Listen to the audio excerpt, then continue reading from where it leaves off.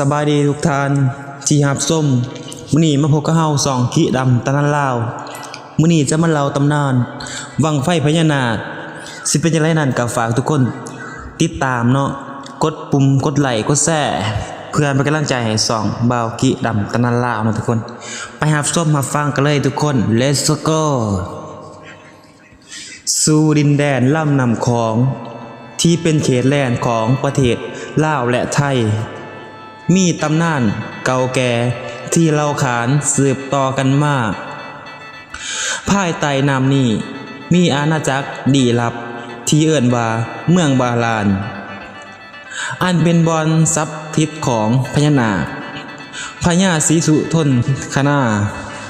ผู้ครองอาณาจักรนาคารวยความเมตตาคำสัญญาของพญานาคในอดีตการพญาศรีทนนาคาไล่ขึ้นไปเฝ้าพุทธเจ้าและขอบวชเป็นพระพุทธสาวกแต่เนื่องจากพญานาคบ่แม่นมนุษย์พระพุทธเจ้าจึงบ่อนุญาตให้บวชสิ่งนี้ละเฮ็ดให้พญานาคเสียใจอย่างหลายแต่พระพุทธเจ้าไล่ให้พระสัญญาว่าถ้าพญานาคมีความเชื่อมั่นในพระพุทธศาสนาก็จะสามารถปกปักรักษาพระศาสนาไว้พญานาคจึงถือความสัญญานี้จึงประกาศให้เห็นถึงความเชื่อของตนว่าทุกปีในคืนออกพรรษา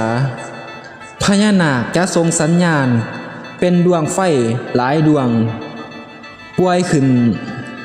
จากลำน้ำเพื่อนชาวบ้านหูจักในนามว่าวังไฟพญานาคเนาะทุกคนที่เราเห็นในมือออกพรรษาเนาะในคืนค่ำเนาะเป็นสิ่งที่ความเชื่อของส่วนบุคคลเนาะแต่ไผบ่เชื่อก็บ่ควรลบหลู่นะทุกคนเนาะตำนานนี้ก็